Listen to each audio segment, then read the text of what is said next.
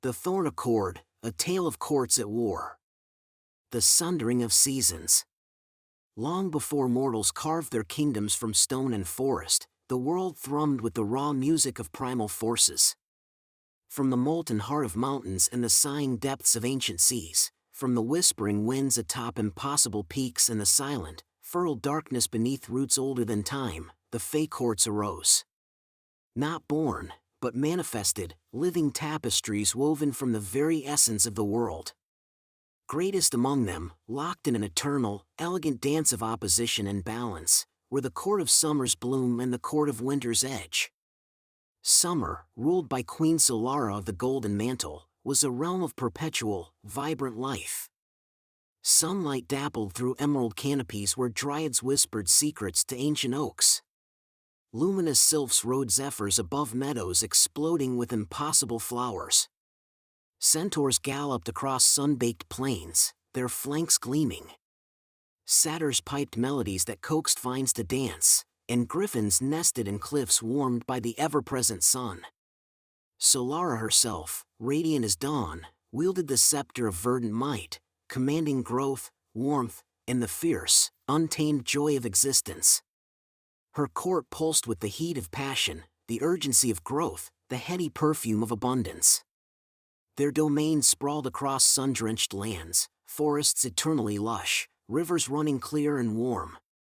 Opposite them, majestic and implacable, reigned King Boreas of the frost-forged crown in the court of winter's edge. His realm was a breathtaking expanse of crystalline beauty and unforgiving cold. Jagged ice mountains scraped a perpetually twilight sky, illuminated by the shimmering auroras. Snow fell in silent, eternal veils, blanketing forests of black-barked pines and glassy ice spires. Frost giants carved palaces from glaciers, their breath pluming like smoke. Silent, elegant ice wraiths drifted through frozen valleys. Packs of winter wolves, fur like fresh powder and eyes like blue stars, prowled the tundra. Boreas, tall and regal as a glacier, commanded the staff of hoarfrost silence. His power shaped ice, commanded blizzards, and instilled the profound stillness, the enduring strength, and the sharp clarity found only in the heart of deep cold. His lands were a testament to endurance, patience, and the stark, beautiful logic of entropy. Their borders were defined by permafrost, frozen seas, and mountains crowned with eternal snow. For millennia, the courts existed in a tense, dynamic equilibrium, the Great Accord. Summer's warmth retreated before winter's advance, winter's frost yielded to summer's thaw. The borderlands, known as the verdant veil in summer and the frost scar in winter, shifted with the celestial seasons, a vast, wild buffer zone teeming with creatures less aligned, earth sprites, river naiads, wild fae, and solitary beasts. Conflict flared, skirmishes sparked over contested glades or encroaching ice fields, but it was contained, ritualistic, almost a part of the eternal dance. Balance, however fragile, held. The world needed both the fire of growth and the ice of rest. But ambition, that sharpest of thorns, pricked the heart of a summer prince. Their Ion, Solara's fiery and impetuous nephew, coveted the latent power sleeping within the frost scar, a nexus of ancient earth magic where seasonal energies bled together. He saw not balance, but weakness in winter's retreat. Driven by a desire to extend summer's dominion eternally, to prove his worth as heir apparent, he led a forbidden raid deep into the frost scar during the fragile time of the autumn equinox, when the borders were thin. His target, the Heartstone of Gehenna, a pulsating crystal of pure geothermal energy embedded in a sacred ice cave, vital to the delicate thermal balance of the borderlands. The raid was swift and brutal. Therion's elite Sunblade Knights, mounted on flaming salamanders, shattered the Ice Guardians. The Heartstone was torn from its resting place. The consequences were immediate and catastrophic. Without the Heartstone's grounding warmth, the frost scar plunged into an unnatural, instantaneous deep freeze. Ancient border forests vital to both courts were flash-frozen, shattering like glass. Naiads dwelling in the border rivers were encased in ice midsong. The delicate seasonal transition shattered. The backlash rippled outwards, summer lands near the border wilted under an unnatural frost, while deep within winter's realm, geothermal vents, suddenly unopposed, caused localized, violent thaws and steam explosions, collapsing ice bridges and flooding sacred glacial valleys. The Great Accord was not merely broken, it was obliterated. Queen Solara, horrified by Therion's reckless act but bound by blood and court loyalty, could not publicly disavow him without appearing weak. King Boreas, witnessing the desecration of sacred ground and the suffering of his border subjects, felt not just anger, but a cold, righteous fury that froze the very air around him. Winter demanded reparation, summer offered excuses. The ancient dance became a death march. The drums of war, silent for millennia, began to beat. Not skirmishes, but total war. The Thorn Accord was dead. The war of the sundered seasons had begun. And the fragile world, caught between the fire and the ice, would bleed. Chapter 1. Echoes in the Thaw. The human village of Elderbrook, nestled in the Midlands, traditionally neutral territory, experiencing strange, erratic weather as a result of the broken accord. Alara, a young pragmatic herbwoman with a hidden sensitivity to the old magic. She notices the unnaturally late frost killing early blooms and the unsettling silence of the usually vibrant border woods. While gathering rare frost-blighted moon petals, now only growing due to the magical imbalance, deep in the Whispering Woods, part of the former Verdant Vale, Alara stumbles upon a wounded creature. Not a familiar forest animal, but a young winter court ice sprite, Kalen. Shimmering faintly blue, his wing torn, hiding from a summer scout patrol led by one of Therion's lieutenants. Alara faces a choice. Leave the clearly magical, potentially dangerous creature to be found, or worse, or help him, defying the growing fear and superstition in her village about the Fey troubles. Her innate compassion wins. She hides Kalen and tends to his wound using her herbal knowledge, discovering the sprite communicates through soft chimes and cold pulses of emotion. Kalen, through fragmented images and feelings, conveys the terror of the raid, the theft of the Heartstone, and the desperate flight. He reveals he carries a vital, fragmented message intended for a neutral Earth Court enclave, pleading for intervention. Summer scouts intensify their search near the village, bringing suspicion upon Alara, who is acting secretive. The Summer Scout lieutenant, a hawk-eyed sylph named Zephyra, corners Alara near her cottage, sensing residual winter magic. You smell of frost, girl. What have you hidden? Chapter 2. Whispers of Frost and Ember. Resolution. Alara uses quick wit and knowledge of local plants, distracting Zephyra with a burst of pungent magical stinkweed, to escape immediate capture, but knows she's marked. Deepening bond. Alara and Kalen develop a fragile trust. She learns more about the courts, the devastating impact of the Heartstone's theft, and the message shard Kalen carries. It's a plea for the Gnomic Council, deep earth elementals, to mediate. World building. Exploration of the Midlands' fear. Village elder Master Thorn warns Alara of the dangers, recounting old tales of Fey wars devastating mortal lands. Rumors fly of frozen fields to the north and scorched earth to the south. Antagonist introduction. Secondary. Therion's ambition is showcased in a summer war council scene. He argues for preemptive strikes into the frost scar, dismissing the damage as winter's weakness exposed. Solara is conflicted but pressured. Realizing Kalen must reach the Stoneheart Mountains' gnome territory and that Elderbrook is no longer safe, Alara decides to accompany him. She prepares supplies, facing suspicion and warnings. Rising action. They slip out of the village at dawn, heading into the increasingly unstable Whispering Woods. They encounter signs of conflict. A flash-frozen brook, trees scarred by unnatural fire, the distressed spirit of a dryad whose tree is dying from the magical imbalance. Cliffhanger. Crossing a treacherous, partially thawed river, they are ambushed not by summer scouts, but by a rogue band of red caps, vicious, chaotic Fey drawn to areas of magical strife, drawn by the resonance of the message shard. Chapter 3. Stone and Shadow. Alara and Kalen fight for their lives against the red caps.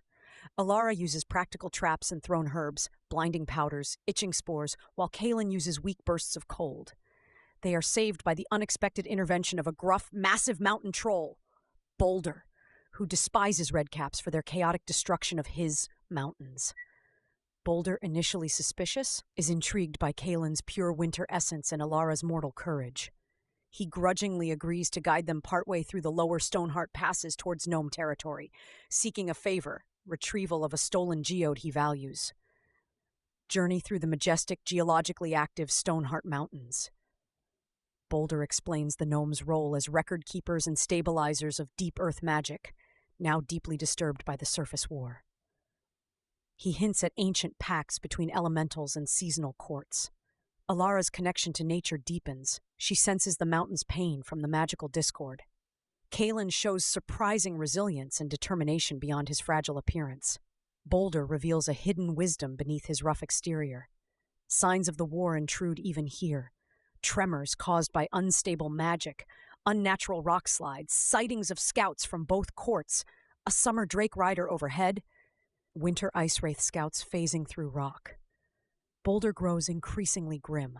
They reach the entrance to the Hollow Deeps, the gnomic realm, only to find it sealed by a massive rune-carved stone door.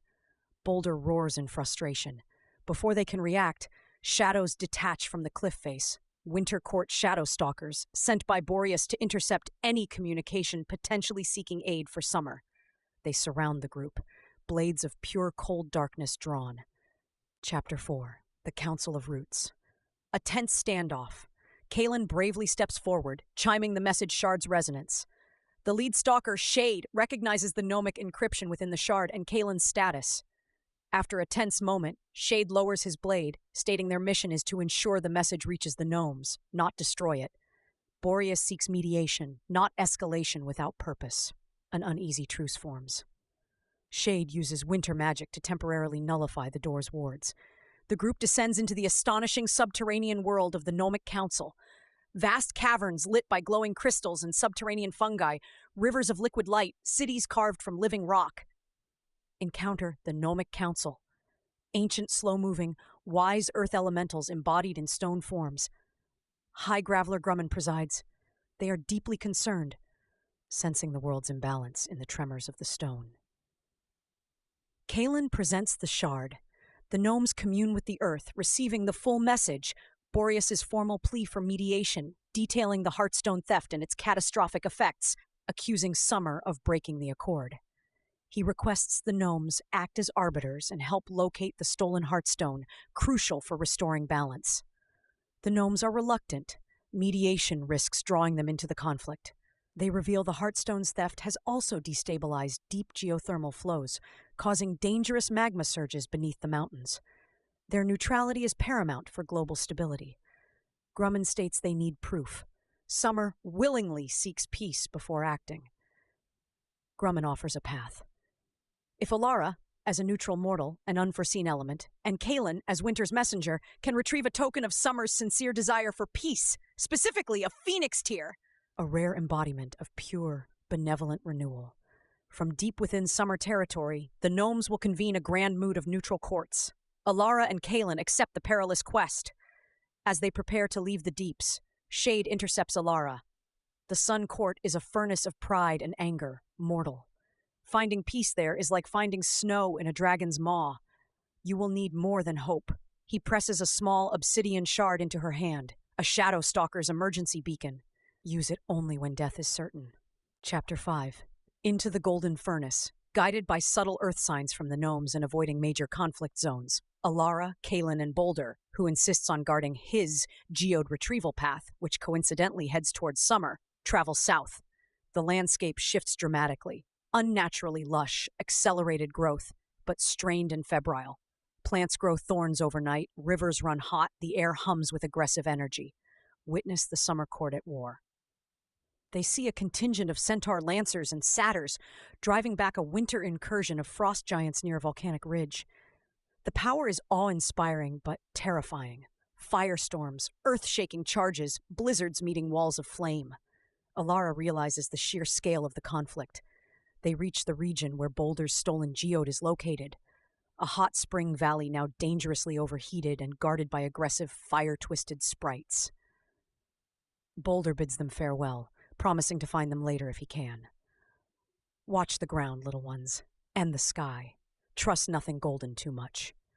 Alara and Kalen must infiltrate the heart of the Summer Court, the Sunspire Citadel. Kalen uses his small size and illusion magic, weakly draining him, to mask himself as a Sunmote sprite. Alara disguises herself as a herb gatherer for the court, using her genuine knowledge. Description of the dazzling, overwhelming citadel. Light reflecting off golden towers, gardens of sentient, singing flowers, salamander forges roaring, the air thick with pollen and power. The atmosphere is tense, proud, militaristic. While searching the perilous Ember Gardens, where phoenixes are rumored to roost, Alara is cornered by Zephyra, the sylph scout from Elderbrook. "I knew your scent, mortal! Spying for winter? Therion will flay your spirit for sport!" Zephyra raises a blade of solidified sunlight. Kalen, hidden nearby, trembles, knowing revealing himself means death. Chapter 6. Tears of Fire and Feather. Alara uses quick thinking and the volatile environment. She grabs a handful of sunburst pods, explosive seed pods prized by the court, but dangerous when handled. Threatening to detonate them and destroy a rare section of the garden, she forces a stalemate. She passionately argues her mission, seeking a phoenix tear for peace, not war, to restore the balance both courts are suffering from. Zephyra hesitates. She reveals her own doubts about Therion's path. She witnessed the unnatural frostblight in the borderlands, heard the dying cries of the frozen naiads. She is loyal to Solara, not Therion's ambition. The queen. She weeps for the Accord, but Therion's fire blinds her. Zephyra, risking treason, agrees to help Alara find a phoenix.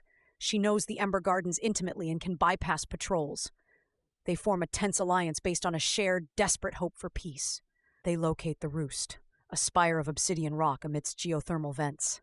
The Phoenix Aurelian is magnificent, but clearly distressed. Its flames burn erratically, feathers molting too soon. The magical imbalance affects even this immortal creature. It understands their plea, but is too weak, too out of sync with the world to shed a tear naturally. Aurelian communicates through visions and heat pulses. To produce a tear requires a surge of pure, selfless compassion within its presence. Alara, recalling her grandmother's stories, steps forward. She speaks not of war or courts, but of the suffering she's witnessed. The frozen sprite child, the dying dryad, the fear in Elderbrook, the pain in Aurelian's own eyes. She pours out her own grief for the broken world, her hope for healing. Moved by the mortal's raw empathy, a single radiant tear like molten pearl forms in Aurelian's eye and falls into Alara's waiting hands. The effort exhausts Aurelian further. As the tear's warmth floods Alara, Therion arrives, drawn by the surge of phoenix energy. His fury is incandescent. "Traitor Sylph! Thieving mortal!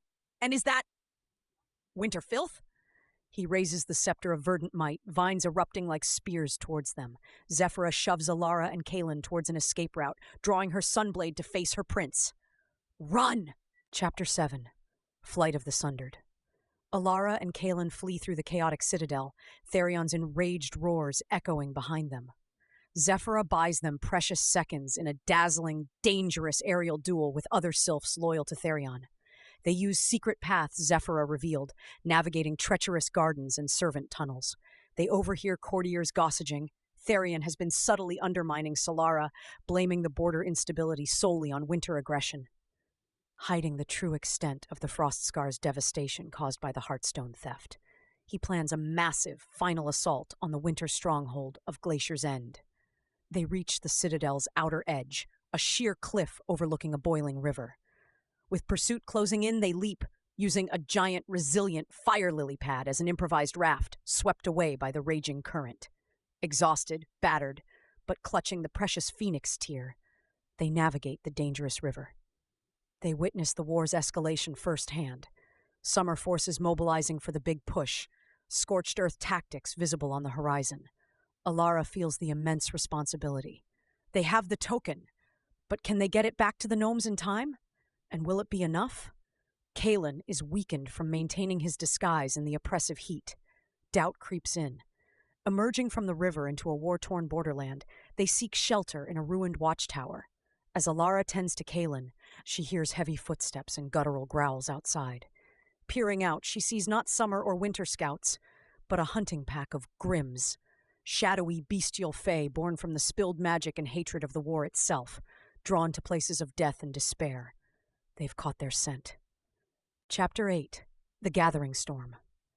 Alara and Kaelin barricade themselves in the crumbling tower against the savage Grims. They fight defensively, Alara using fire, carefully controlled from salvaged embers and terrain, Kaelin using focused blasts of cold. The fight is brutal, highlighting their desperation and the Grims' terrifying resilience. Just as their defenses crumble, Boulder smashes through the tower wall. He tracked them? Geode retrieved, a beautiful amethyst cluster. His brute strength turns the tide, crushing Grims and sending others fleeing. Boulder is shocked at their state and the news of Therion's betrayal and the planned assault on Glacier's End. He agrees to escort them back to the Stoneheart Mountains with all speed. War walks heavy. We must be faster. The journey back is fraught. The magical instability is worse. They encounter refugees, displaced earth sprites, a water naiad whose stream dried up, a family of terrified satyrs fleeing conscription. The cost of the war is etched on the land and its inhabitants. They witness the winter court preparing for the onslaught. King Boreas, colder and more resolute than ever, mobilizes his forces at Glacier's End. Frost giants fortifying ice walls, ice wraiths scouting, packs of winter wolves gathering. The air crackles with anticipation and grim determination. Boreas gives a speech of defiance, vowing to shatter summer's pride upon the glaciers. He makes no mention of the gnomic plea, likely intercepted or dismissed as irrelevant now. Reaching the Stoneheart foothills, they find the mountains trembling more violently. Deep booms echo from within. Boulder looks grim. The deep fires rage. Gnomes struggle. As they approach the entrance to the hollow deeps, they find it not just sealed, but partially collapsed. Rubble blocks the way. Before they can react, a contingent of Therion's elite Sunblade Knights, led by a fire-wreathed Drake Rider, descends upon them, having tracked them from the summer border. Therion wants the Phoenix Tear destroyed and the witnesses silenced. Surrender the relic of false hope, mortals, and your deaths will be swift. Chapter 9. Stones Cry Out. A fierce battle ensues against the Sunblades. Alara, Kaelin, and Boulder fight defensively, using the rubble for cover. Boulder smashes knights. Kaelin tries to freeze Drake wings. Alara uses blinding powders and targeted throws with her herb knife. They are outmatched. Cornered, Alara remembers Shade's obsidian shard. She smashes it at her feet. Darkness swirls, coalescing into Shade and two other shadow stalkers who materialize instantly. A three-way battle erupts. Sunblades versus Stalkers versus Alara's group. The intense magical conflict and the proximity of the Phoenix Tear cause a reaction deep within the mountain. The ground heaves. The rubble blocking the deep's entrance glows with runes and is forcefully absorbed back into the living rock. High Graveler Grumman and a contingent of armored stone wardens emerge, their forms crackling with agitated earth energy. Alara thrusts the Phoenix Tear towards Grumman. Proof of Summer's capacity for peace! Boreas's plea is answered! You must convene the moot now before Glacier's End falls. The Tear's pure, renewing energy pulses against the chaotic magic of the battle, a stark contrast. Grumman senses the Tear's authenticity and the desperate truth in Alara's words. He also feels the catastrophic instability beneath them. The deep magma chambers are nearing a critical rupture point, directly linked to the Heartstone's absence and the war's magic. The stone screams. Balance or a moot is convened. Now! His voice echoes like an earthquake. The stone wardens move with surprising speed, separating the combatants with walls of living rock. Grumman raises his stone hands. Runes flare across the mountainside, visible for miles. A deep, resonant horn blast, older than the courts themselves, sounds across the magical spectrum, a call to all neutral powers. The grand mood of the elemental courts has been summoned. But will they come in time? And can they stop the avalanche of war already in motion at Glacier's End? Chapter 10. Mood of the Elements. Within a vast, newly formed cavern deep beneath the Stonehearts, illuminated by colossal crystals, representatives of the neutral elemental courts arrive. The Gnomic Council, Earth Stewards, Grumman. The Azure Conclave, Water Naiads and Oceanids, led by Elder Maris, serene but deeply troubled by poisoned rivers and frozen seas. The Zephyr Collective, wind sylphs and stormcallers, not aligned with summer, led by Galleon, who weaves restless air currents, sensing the atmospheric chaos. The Emberdeep Forge Masters, fire salamanders and magma elementals, led by Ignis, whose form flickers violently, representing the destabilized deep fires. Alara, Kalen, representing Winter's plea, and Zephyra, representing dissenting summer voices, present their case. They show the Phoenix tier, recount Therion's theft, the Frostscar's devastation, Therion's betrayal, and the imminent assault on Glacier's End. Shade provides corroboration from Winter's perspective. Boulder adds his witness of the land's suffering. The gnomes project visions drawn from the Earth's memory. Therion's raid, the Heartstone's theft, the instant freeze, the suffering on both sides. The other elementals add their sensory proof. Poisoned waters, chaotic winds, raging deep fires. The mood agrees. The Great Accord was shattered by Summer Prince Therion. Queen Solara bears responsibility for failing to control him or make amends. However, King Boreas's refusal to entertain mediation once war escalated also hindered peace. Both courts are culpable. The imbalance threatens all elemental realms. The Heartstone must be restored to its place to prevent global catastrophe. The Moot agrees to intervene. They will travel to Glacier's End immediately. Their combined power can shield the valley temporarily, halting the battle. They will demand Therion return the Heartstone, and both monarchs stand before the Moot for judgment. The Phoenix tier will be the symbol of enforced truce. As the Moot prepares its departure, a final cataclysmic tremor rocks the deeps. A section of the cavern wall explodes inwards, revealing a seething river of molten rock. The deep magma breach has begun. Ignis roars in alarm. "The fires break free! We have minutes before the mountain tears itself apart!" Chapter 11. The Glacier's End. Race against time, the Moot powers rush towards the surface, using earth and wind magic to propel them towards Glacier's End. Alara, Kalen, Zephyra, Shade, and Boulder are carried with them. Below, they hear the mountain groaning, feel the heat intensifying. The battlefield. Arrival at Glacier's End, a scene of apocalyptic conflict. Summer forces, Centaur legions, Satyr berserkers, Sylph aerial units, Drake riders led by Therion, assault the towering ice fortress. Winter defends desperately, frost giants hurling ice boulders, ice wraiths phasing through walls, wolf packs harrying flanks, Boreas on a high glacier directing blizzards. Magic clashes violently, fireballs against ice lances, vines tangling giants, blizzards snuffing drake fire. The valley is a charnel house of melting ice, scorched earth, and fallen warriors from both sides. The Moot's intervention. The elemental representatives act in unison. Gnomes raise massive earthen ramparts between the armies, halting charges. Naiads summon a colossal wave of freezing water from glacial melt, dousing fires and creating a moat. Sylphs, neutral, unleash a deafening wind wall, grounding drakes and disrupting formations. Salamanders, Ignis, not to fight but to contain. Forming walls of cooled magma to channel the chaotic battle energy away from the valley's fragile ice structure. The battle grinds to a shocked halt. Both armies stare in disbelief at the assembled might of the elemental courts. Therion is apoplectic with rage. Boreas is coldly wary. Solara, present on the battlefield, looks stunned and weary. High Graveler Grumman's voice booms across the valley, amplified by the mountains. "Warmakers of summer and winter! Hear the Earth's judgment. The Accord was broken by treachery. The world teeters on the brink. Lay down your arms. Return the Heartstone. Stand before the Grand Moot." Therion, seeing Solara hesitate, seizes his moment. Never. These meddlers protect Winter's weakness. "Summer! To me! Crush them all!" He levels the scepter of verdant might not at Winter, but directly at the gathered Moot, unleashing a torrent of superheated, corrupted growth. Thorned vines and searing light aim to obliterate the neutral arbiters. Solara screams, "Therion, no!" Chapter 12. Crowns of Thorns and Ice. Therion's attack shatters the fragile truce. Some summer forces, loyal to Therion, follow his charge against the Moot. Others hesitate, looking to Solara.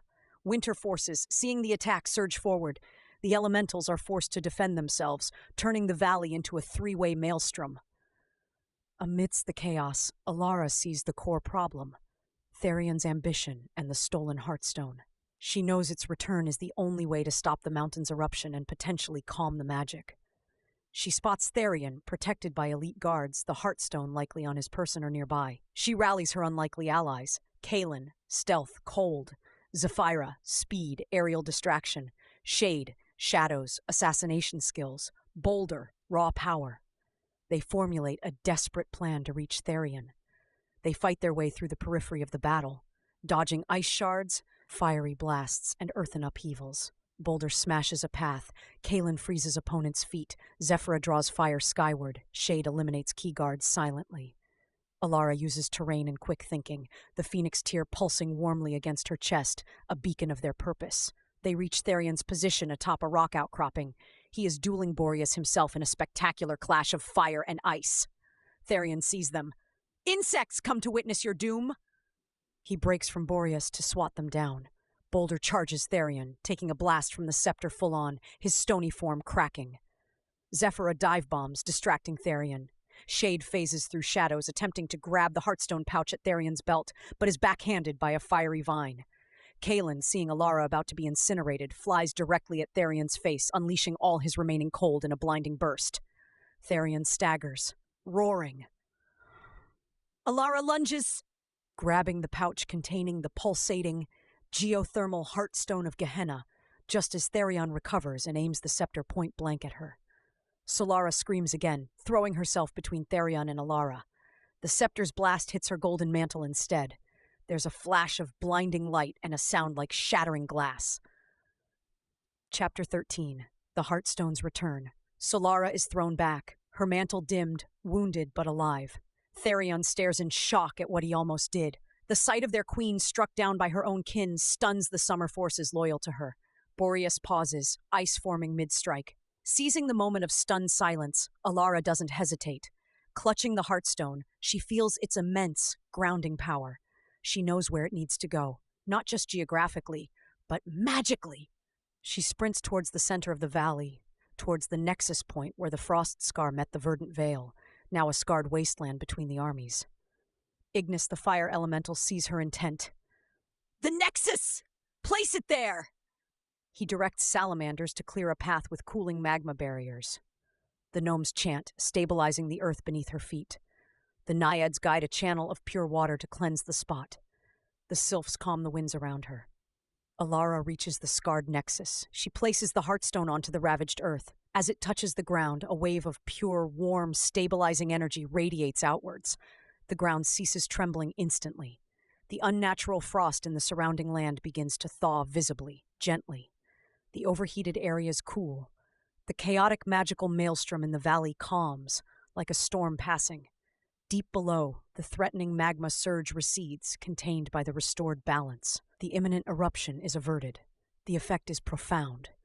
The fighting stops completely. Both armies feel the shift, the easing of the magical tension that had fueled their rage. Therion looks around, seeing the condemnation in every face. Summer, winter, elemental. His ambition crumbles to ash. He drops the scepter, falling to his knees. Solara, supported by her guards, looks at him with profound sorrow. Boreas lowers his staff, the cold fury in his eyes replaced by weary calculation and a flicker of relief. The Grand Moot surrounds Therion and approaches the monarchs. Grumman speaks, his voice heavy with the weight of the earth. "The balance is restored, but the wounds remain. Judgment must be passed for the crimes against the Accord, the land, and the elements." Chapter 14. The Thorn Accord Reforged. The Moot's judgment. Therion, stripped of title and power, bound by gnomic stone and naiad water, sentenced to eternal service tending the scarred borderlands, using his connection to growth to heal what he destroyed under elemental supervision. His fire is dampened, his ambition chained. Solara, found culpable for negligence in failing to control her court. She must cede significant border territory to become a permanent neutral zone, administered by the gnomes and naiads. The scepter of verdant might is placed under Moot oversight for a century. Her rule continues but diminished, focused on healing her realm and making amends. Boreas, judged for refusing mediation and escalating the conflict. He must relinquish claims on parts of the frost scar and allow elemental monitoring of deep ice stability. The staff of Hoarfrost Silence is similarly monitored. His rule continues, but with enforced openness. The new Accord. The Thorn Accord is reforged, but significantly altered. The borderlands, the scarred nexus and surrounding areas, become the Sundering Vale, a permanent neutral territory governed by a council of elementals and representatives from both courts. The Grand Moot is formally recognized as arbiters in intercourt disputes. Mortal lands are declared sacrosanct. Direct interference or warfare near them is forbidden. Regular celestial alignments, equinoxes, solstices, are mandated times for truce and communication. The armies begin the grim task of retrieving their dead and withdrawing. The elementals work to mend the immediate damage, cooling lava flows, cleansing poisoned streams, calming winds. The Heartstone pulses steadily at the center of the Sundering Vale, a visible symbol of restored, though fragile, balance. Zephyra chooses to stay in the Sundering Vale, helping to build the new order. Shade returns to Winter, his loyalty to Boreas confirmed, but carrying a new perspective. Boulder decides to patrol the Stonehearts, guarding the gnomic entrances and occasionally checking on his little ones. Kalen is hailed as a hero in Winter. He offers Alara a place in the Winter Court, a rare honor. Alara is deeply touched but declines. Her place is in the mortal world, using her gifts to heal. They share a poignant farewell, promising to meet again in the Sundering Vale during truce times. Kalen gifts her a small, eternally cold ice crystal, a communicator and a reminder. As Alara prepares to leave the Vale, looking back at the Heartstone glowing peacefully, she notices a single, determined shoot of green pushing through the ash-covered ground near it. Hope. But High Graveler Grumman approaches her, his stone face grave. The balance holds, child, for now. But thorns regrow and ice remembers. The Sundering Vale needs guardians of all kinds. The world will remember your role. Your path may lead you back. He places a small, smooth runestone in her hand, a gnomic mark of recognition and an open door. Epilogue, Whispers in the Vale. Years have woven their tapestry across the realms.